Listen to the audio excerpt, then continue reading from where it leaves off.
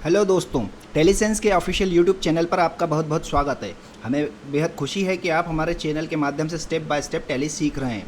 दोस्तों, टैली में मास्टर बनने के लिए सिर्फ वीडियो देखना ही काफ़ी नहीं है, असली खेल है प्रैक्टिस का। इसीलिए सबसे पहले हम आपके लिए लेकर आए हैं हमारी टैली प्राइम वर्क बुक्स। ये वर्क बुक्स आपको बिगिनर, इंटरमीडिएट और एडवांस लेवल पर रियल वर्ल्ड बिजनेस डेटा के साथ प्रैक्टिस करने में मदद करेगी। इतना ही नहीं, इन वर्क बुक्स के साथ में आपको मिलता है हमारा रिकॉर्डेड कोर्स, जहां हर टॉपिक को मैंने प्रैक्टिकल तरीके से समझाया ताकि कोई भी डाउट बाकी न रहे।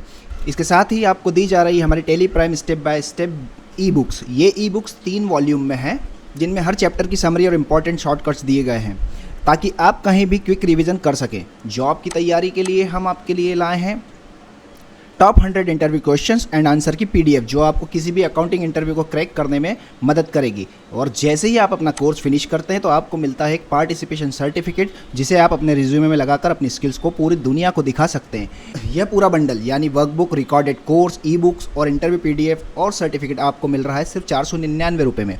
तो देर किस बात की, अभी वीडियो के डिस्क्रिप्शन में दिए गए लिंक पर क्लिक करें और आज ही अपना प्रोफेशनल सफ़र शुरू करें। चलिए अब शुरू करते हैं आज का हमारा tally lesson. Good evening everyone.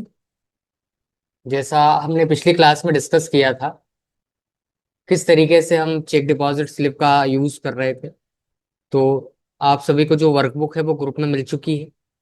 उसी के हिसाब से आज हम पढ़ने वाले हैं।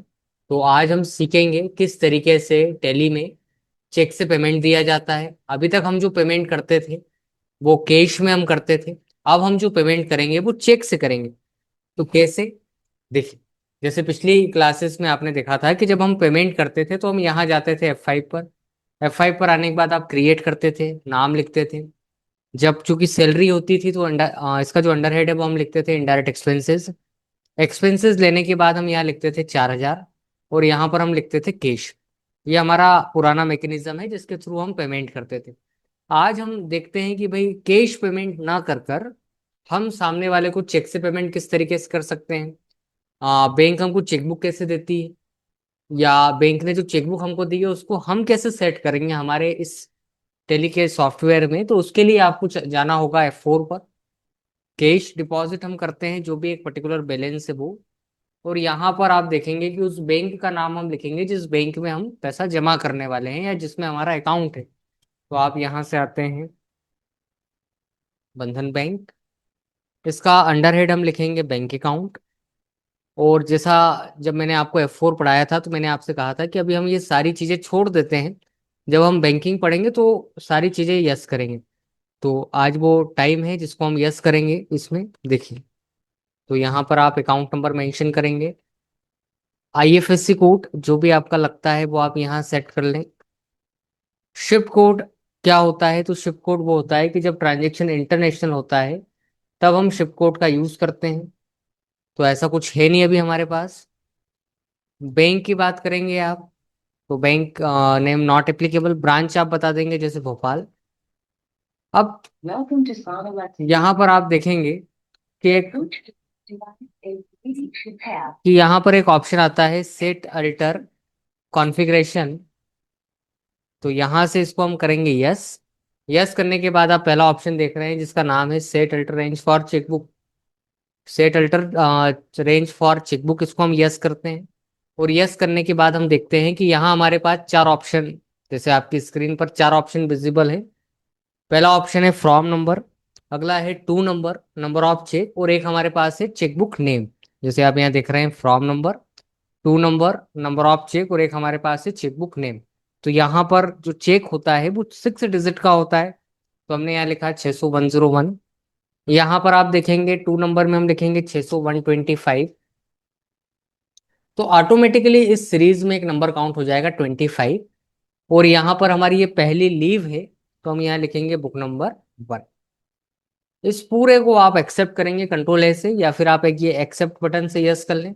यस करने के बाद इसको आप एक्सेप्ट करें। एक्सेप्ट करने पर आप देखेंगे कि किस तरीके से हमने बंधन बैंक में 50,000 रुपये डिपॉजिट किया। अब हम इसके आगे चलते हैं कि ये तो ठीक है आपने डिपॉजिट कर लिया, अब हम आगे देखेंगे किस तरीके से किसी व्यक्ति को हम चेक देते हैं। तो उसके लिए आपको जाना पड़ेगा F5 पर। F5 पर आने के बाद हम आ गए क्रिएट पर। क्रिएट पर आने के बाद आप यहाँ नाम लिखते हैं जैसे मोहित। और जब आप किसी व्यक्ति को पेमेंट करते हैं अपनी तरफ से तो उसका अंडर हम लिखते हैं इनडायरेक्ट एक्सपेंसेस, क्योंकि ये हमारा क्या है, खर्च है, तो इनडायरेक्ट एक्सपेंसेस। कितना पेमेंट है तो आपने यहाँ लिखा है जैसे 4,000। और यहाँ पर आप कैश ना लिखकर उस बैंक का नाम लिखेंगे जिस बैंक के थ्रू हम इसको पेमेंट कर रहे हैं। तो हमने यहाँ लिखा बंधन बैंक। तो आप देखेंगे कि मेरे इस बंधन बैंक के अकाउंट में जहाँ 50,000 रुपये था उसमें से मैंने 4,000 रुपये दे दिए, तो मेरा बैलेंस हो गया 46,000। अगेन जब आप एंटर करेंगे तो चेक, ये रेंज है 101 से 125 की, पहली बार हम दे रहे हैं तो हमारा ये पहला चेक आ गया। एक्सेप्ट करेंगे। क्या अगली बार हम किसी व्यक्ति को चेक देंगे तो क्या ये 102 हो जाएगा? जैसे अभी मैंने आपको 101 दिखाया था, तो क्या ये 102 हो जाएगा? तो उसके लिए हम चलते हैं वापस, एक पेमेंट का एग्जीक्यूशन और देखते हैं। जैसे अमन को ही पेमेंट कर देते हैं, अमन 4,000 बैंक। अब आप देखेंगे कि ऑटोमेटिकली 102 हो गया। अब चूंकि बैंक हमसे, कुछ बैंकों की पॉलिसी के अकॉर्डिंग यदि हम चलें तो कुछ बैंक हमको फ्री ऑफ कॉस्ट चेकबुक देती है। लेकिन जो फ्री चेकबुक देती है तो वो केवल आपको 4 पन्नों की, 5 पन्नों की, बहुत से बहुत 10 पन्नों की चेकबुक देती है पहली बार में। अगली बार भी आप लेने जाएंगे वही सेम मटेरियल है। जो बैंक के पैसा लेती है 4.5 रुपए का एक चेक, और 18% जीएसटी ये हमको देना होता है, हमारे अकाउंट से कट होता है ये। तो जिनको हमने दिया है पैसा या नहीं भी दिया है तो चेकबुक पे हमारा राइट है, हम जो चाहें उस चेक को हम दे सकते हैं, जिस नंबर का चाहें उस नंबर का चेक दे सकते हैं। बैंक इसमें किसी तरीके का कोई ऑब्जेक्शन नहीं उठाती। तो आप जैसे 102 की बात करें तो मैं चाहता हूँ 102 ना देकर 105 दे दूं। मतलब ये ठीक वैसे इसको समझे कि जैसे आप एक नोटबुक लेकर आते हैं मार्केट से, तो आपने उस नोटबुक का पैसा उस दुकानदार को दे दिया। अब उस नोटबुक में आप पेज फाड़ दें, लिख दें, जला दें, कुछ भी कर दें, वो आपकी प्रॉपर्टी हो गई। उसमें कस्टमर मतलब जो दुकानदार है उसका कोई भी इंटरफेयर नहीं होना है। तो ठीक उसी तरीके से यहाँ भी हम हमारे हिसाब से चेक दे सकते हैं। देने के बाद अब ये तो हो गया।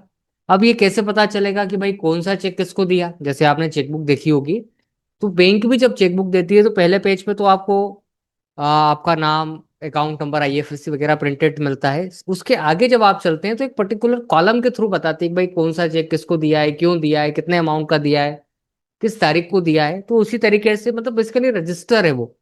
तो वैसे हम यहाँ पर भी प्रिंट कर सकते हैं रजिस्टर, यदि आपको देखना हो तो आप यहाँ जाएंगे बैंकिंग पर। जैसे पिछली क्लासेस में हम जा रहे थे डिपॉजिट स्लिप पर, अब आज हम चलेंगे चेक रजिस्टर पर। तो आप देखेंगे कि यहाँ पर हमारे पास टोटल नंबर ऑफ चेक कितने हैं, 25। दो को हमने यूज किया है, बचे कितने हैं, 23। जब आप एंटर करेंगे, अगेन एंटर करेंगे, तो आप देखेंगे कि आपने पहला चेक जो है वो मोहित नाम के व्यक्ति को दिया है 4,000 रुपए का।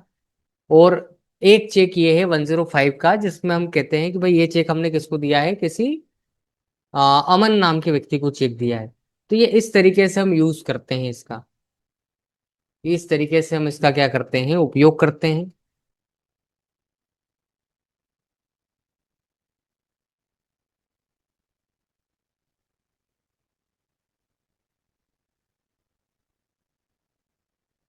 तो ये कहलाता है कि आपने क्या करा है, किसी व्यक्ति को चेक से क्या करा है, पेमेंट करा है। च- तो इसको लेकर किसी तरीके का कोई डाउट, कोई क्यूरी हो तो आप पूछ सकते हैं। तो ये था आज का हमारा टॉपिक, जिसमें हमने डिस्कस करा कि किस तरीके से हम किसी व्यक्ति को चेक से क्या करते हैं, पेमेंट करते हैं। वही जो पेमेंट हम कैश कर रहे थे, कैश पेमेंट ना करके अब हम कैसे पेमेंट कर रहे हैं, चेक से। अब कल की क्लास में हम वापस देखेंगे चेक से पेमेंट। लेकिन अब मतलब इतना टॉपिक तो पढ़ेंगे ही एक बार, क्योंकि रिवीजन में हम लेंगे इसको। फिर कल हम डिस्कस करेंगे किस तरीके से चेक को कैंसिल किया जाता है। किसी व्यक्ति को ब्लैंक चेक देना हो, जैसे मैंने अभी आपको बता दिया कि भाई चेक देना है, चेक से पेमेंट आप इस तरीके से कर सकते हैं।